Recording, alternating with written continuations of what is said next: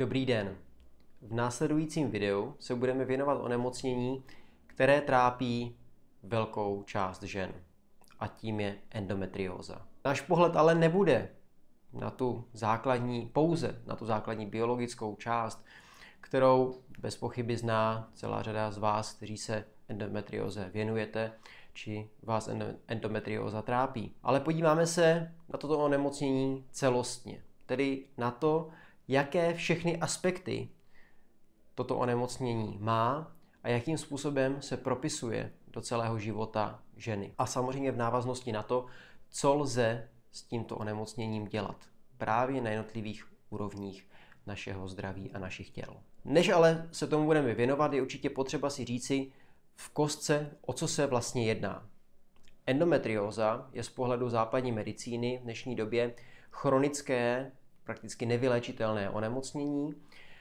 Postihuje 10 až 15 % všech žen, ovšem ten výskyt je určitým otazníkem, protože definitivní diagnóza je stanovena ve většině případů až pouze pomocí operace. Toto onemocnění má celou řadu následků. Ty následky jsou jak krátkodobé, tak i dlouhodobé. Ty krátkodobé následky jsou především bolesti, především v období menstruace, ale ty bolesti pak průběhem onemocnění mohou přecházet až do chronicity a způsobovat trvalé bolesti.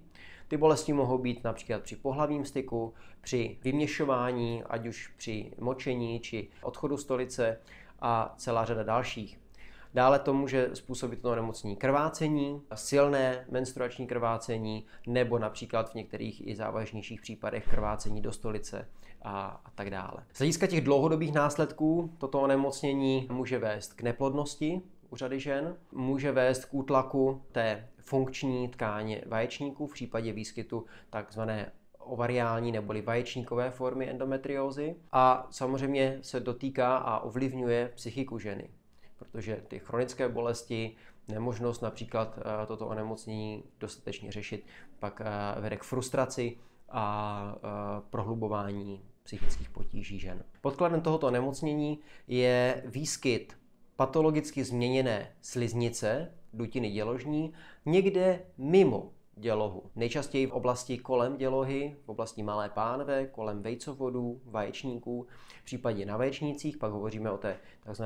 Vaječníkové formě endometriózy, kdy vznikají specifické formy cyst, takzvané endometriomy. Pak existuje i forma takzvané hluboké infiltrující endometriózy, zkrátka DIE, Deep Infiltrating Endometriosis, v angličtině, která prorůstá velmi hluboko, především do tkání právě té malé pánve, do oblasti močového měchýře, oblasti konečníku. To je v zásadě ta jedna z nejzávažnějších forem endometriózy.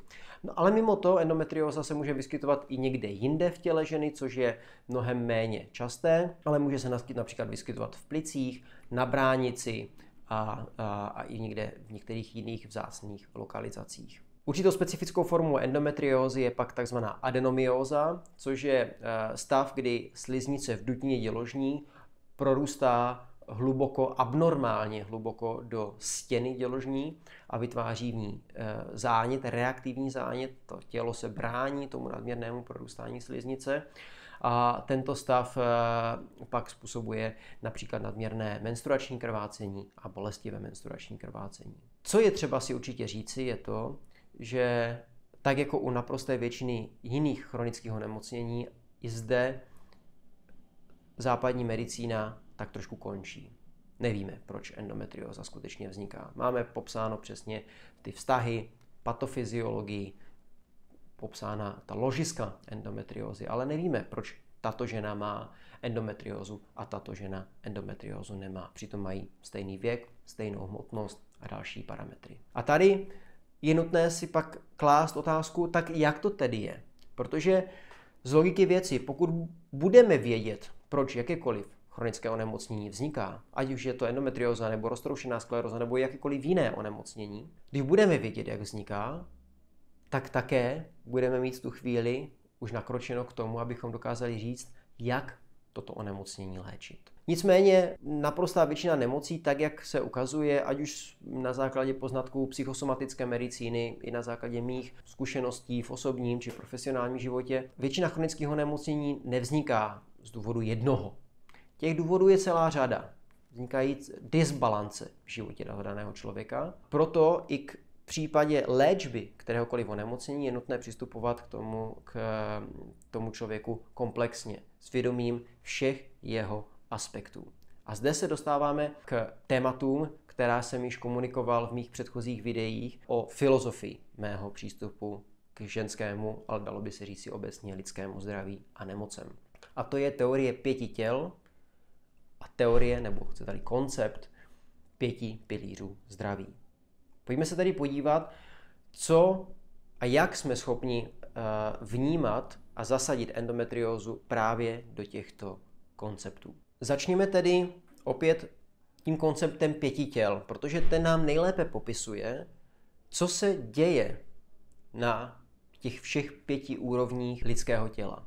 A poté se podíváme na ten koncept 5 pilířů zdraví, pomocí nich jsme schopni v rámci naší společnosti, našeho fungování, tak jak to máme nastaveno, jsme schopni toto onemocnění léčit. Z pohledu 5 těl jdeme tedy na první úroveň a ta úroveň je fyzická. Na fyzické úrovni, tak jak je popsána endometrióza, je popsána poměrně dobře z pohledu západní medicíny. Tedy patologická ložiska, děložní sliznice někde mimo dělohu. Jsme schopni tato ložiska ovlivnit léčbou, ale ta léčba je v zásadě symptomatická, tedy ovlivňujeme buď hormonální nebo operační léčbou. A v zásadě charakteristickým pro léčbu pouze na úrovni fyzického těla je takzvaná eliminace. Eliminace příznaků. Eliminace příznaků buď skrze tedy tu hormonální léčbu, anebo eliminace příznaků a ložisek pomocí operační léčby. Ale, jak už asi všichni tušíme, každé chronické onemocnění prochází všemi našimi 5 vrstvami a tím pádem z logiky věci, pokud budeme léčit pouze tu jednu jedinou vrstvu, ale ne všechny ostatní, no tak v takovém případě to řešení nebude prakticky nikdy úspěšné ve 100%, nebude úspěšné z hlediska definitivního vyléčení toho člověka. Čili pokud půjdeme o úroveň výš, na úrovni vitálního těla, bezesporu u žen s endometriózou dochází k narušení těch energetických drah a toků. Nenadarmo ženy, především třeba s vaječníkovou formou endometriózy, mají velmi dobrou zkušenost například s čínskou medicínou, kombinací akupunktury a bylinných odvarů. Já sám mám zkušenosti z mé praxe, kdy skutečně ženy s opakujícími se ovariálními cystami endometriálními po kúře tradiční čínské medicíny, a to už byly třeba objednané k operaci, najednou došlo k tomu, že nález té cysty odezněl. Vstřebala se, praskla, nevíme, nebyli jsme u toho, ale odezněl ten nález. Čili ta oblast vitální je určitě důležitá. Ale zase, a také některé ženy k tomu inklinují, kdy vytáhnou z toho všeho, z těch všech léčebných možností pouze například tu čínskou medicínu a budou prostě aplikovat pouze tu, bez ohledu a bez vědomí těch ostatních úrovní těla. A to je špatně. To nepovede opět k tomu vyléčení té dané ženy. Čili půjdeme-li zase o úroveň výš, na úroveň mentálního těla, zde se jasně ukazují mentální vzorce, myšlenkové vzorce, které jsou typické pro endometriózu. A tady patří tlak na výkon, dokazování okolí, sama sobě, mužům, rodičům, komukoliv, že ta žena je stejně dobrá, ne-li lepší než okolí a že prostě potřebuje ten výkon dosahovat, tak, aby to všichni viděli a uznali. Dalším takovým myšlenkovým vzorcem je touha po kontrole, nutnost kontroly, která souvisí s tím výkonem, protože toho výkonu se schopná dosáhnout jenom tehdy, pokud budu mít vše a všechny okolnosti pevně v rukou a pod kontrolou. To jsou z mého pohledu dva hlavní aspekty na úrovni toho mentálního. Půjdeme-li o úroveň zase výš, na úroveň toho supramentálního těla, tedy intuice, dotýkáme se vůbec samotné podstaty endometriózy a tohoto onemocnění a jakým způsobem je to provázáno s cyklem ženy. Tady bych si dovolil na chviličku se zastavit, protože zde se dostáváme právě už do oblasti spirituální, protože když si uvědomíme, co endometrióza dělá a jak se projevuje. Projevuje se minimálně na začátku, prakticky u všech žen, bolestivou menstruací. A to často tak bolestivou, že ty ženy nejsou schopné jít do práce, dělat cokoliv, a musí zůstat doma. Pokud se podíváme na podstatu menstruace, co to vůbec menstruace je, například krásně o tom píše ve své knize Cyklická žena Miranda Gray, tak menstruace je obdobím té hlavní očisty ženy v průběhu cyklu, v průběhu měsíce. Co to znamená? Z ženy odchází nejenom menstruační krev, ale v zásadě je to období největší introspekce ženy.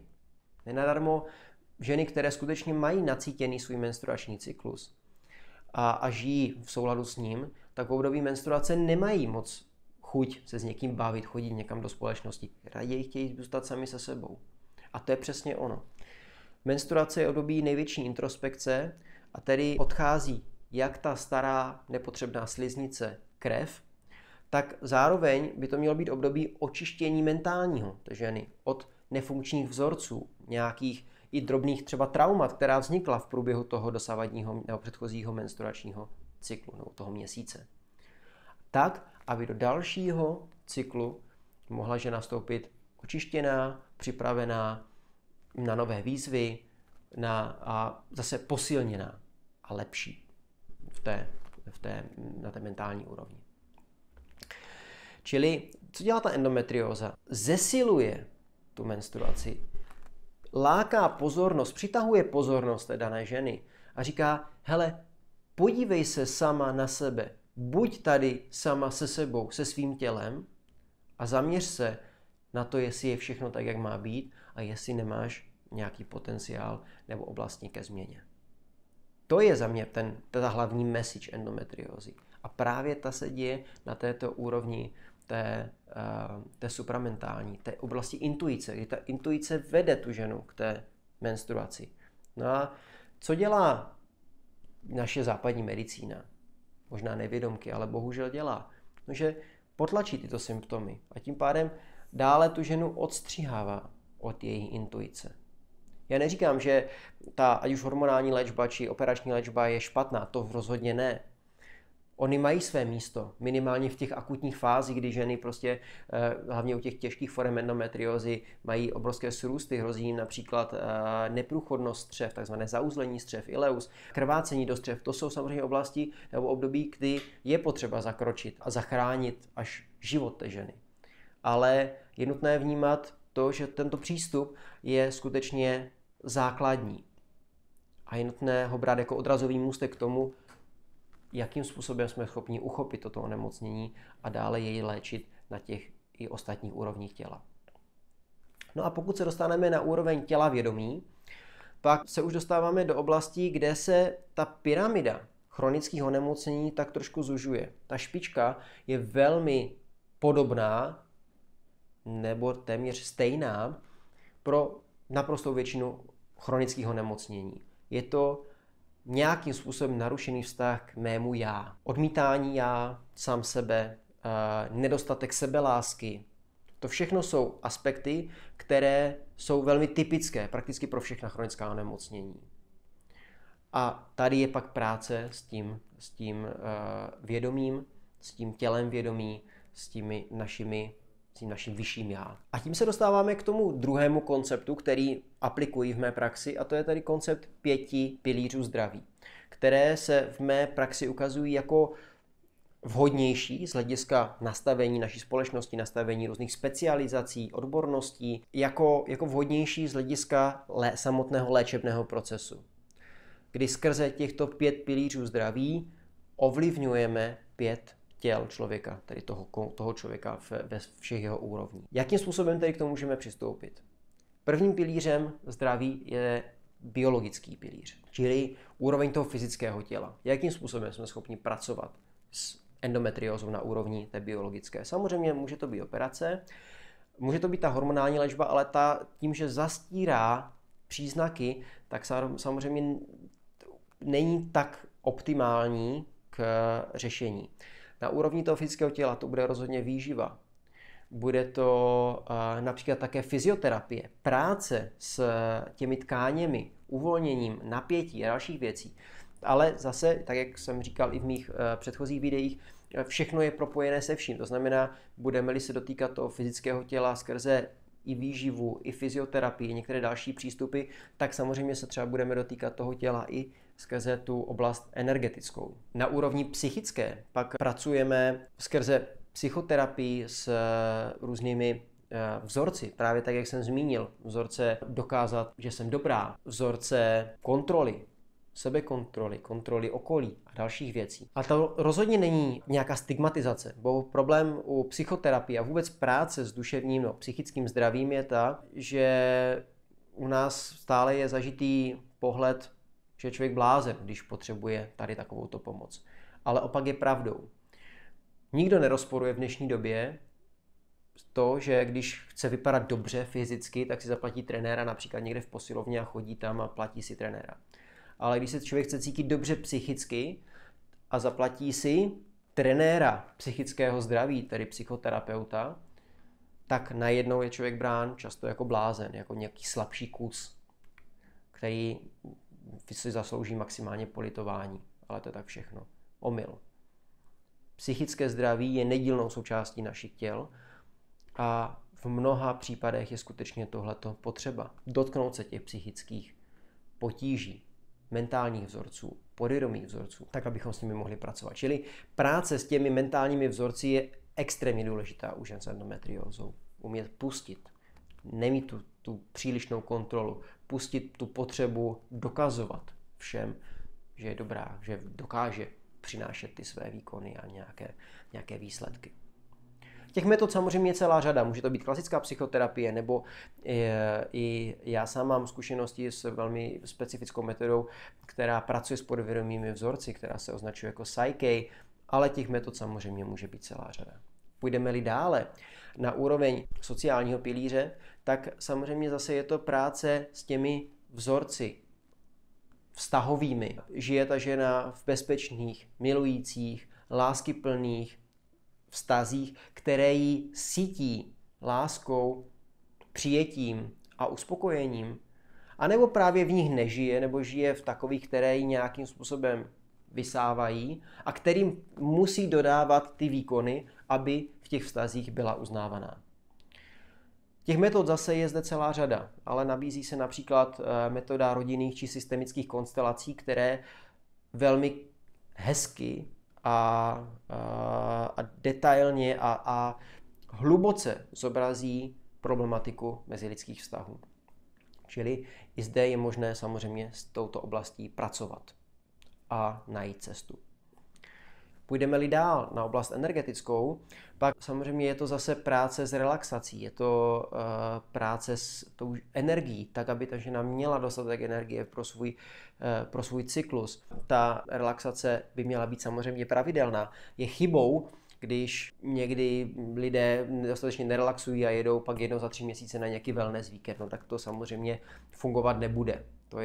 To je náhradní zdroj, to není fyziologický zdroj pro čerpání té životní energie člověka. Zároveň je to například právě práce s akupunkturou. Je to propojování se svým menstruačním cyklem, který pokud je správně prožíván a vědomě prožíván ze strany té ženy, správně je takový trošičku zavádějící slovo, ale vědomě prožíván tou danou ženou, tak ten menstruační cyklus jí skutečně dodává sílu. Dodává sílu do dalšího měsíce a tak to jde dál. No a pokud se dostaneme na úroveň spirituální, u té dané ženy, tak se dostáváme vlastně na úroveň toho těla vědomí, kde je třeba se dotknout svého vyššího já, přijmout sama sebe, dodat si tu lásku, dodat si tu sebedůvěru, dotknout se i některých vnitřních zranění, která mohou vyvstat na základě práce se svým vnitřním já, ať už je to formou meditace, nebo jsou to další různé seberozvojové metody a tak dále. Jednou z takových metod, která kombinuje i meditaci, i práci s energií, práci s tělem na té fyzické úrovni, je například hormonální jóga, se kterou já sám mám velmi dobré osobní zkušenosti, ale mám nejenom v mém soukromém životě, ale mám s ní velmi dobré zkušenosti u žen s celou řadou různých gynekologických potíží. Mezi něž patří rozhodně endometrióza.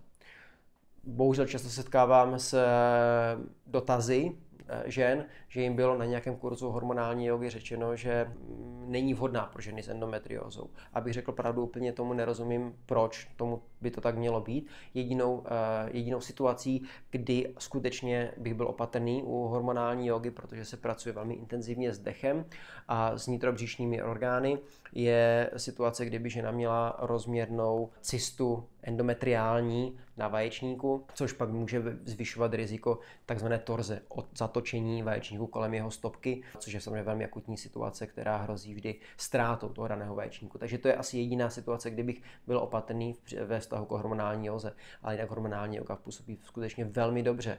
Z celé řady důvodů, o tom bychom se mohli zase bavit někdy v rámci nějakého samostatného videa. A tím se dostáváme na konec celého dnešního povídání. Endometrióza, tak jak ji vidím já a jak se ukazuje v mé praxi, je skutečně onemocnění procházející všemi úrovněmi, všemi vrstvami našeho bytí žen. A tak je třeba k ní přistupovat. Skutečně komplexně, s vědomím, co to znamená toto onemocnění na těch jednotlivých úrovních a tím pádem, jakým způsobem jsme schopni k těm jednotlivým úrovním přistupovat. A pokud nebudeme přistupovat ať už k endometrióze nebo kterémukoliv jinému chronickému onemocnění takto komplexně, tak z logiky věci k nějakému definitivnímu a skutečnému vyléčení nikdy nedojde. Já vám děkuji za pozornost, přeji všem hodně zdraví, doufám, že vám toto video zase rozšířilo pohled na endometriózu a třeba někomu z vás i pomohlo na vaší cestě za vyléčením z endometriózy a budu se těšit na viděnou či shledanou někdy opět v budoucnu. Pěkný den. Naschledanou.